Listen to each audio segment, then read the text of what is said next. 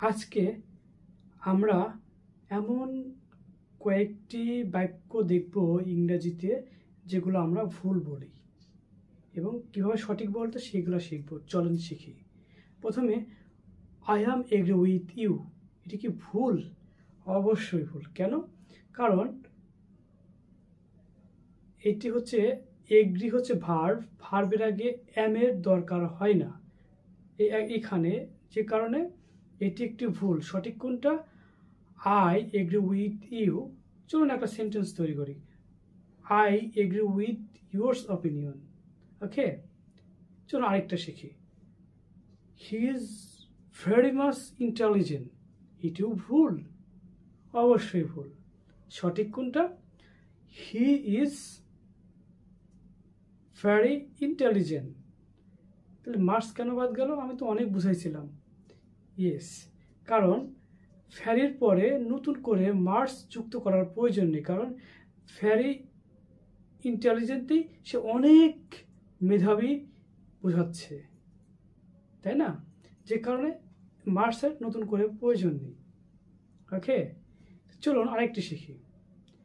He do his work everyday. এটা ভুল। কেন? অবশ্যই ভুল। চলেন সঠিকটা শিখি। He does his work everyday. এটি হচ্ছে সঠিক। কেন? কারণ আমরা জানি he, she, it third person হলে ডাজ বসে, যে কারণে এই বাক্যটি ভুল ছিল।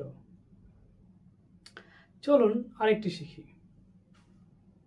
সেটি হলো ওপেন ইয়োর শুজ। এটা ভুল, অবশ্যই ভুল। কেন? সঠিক কোনটা?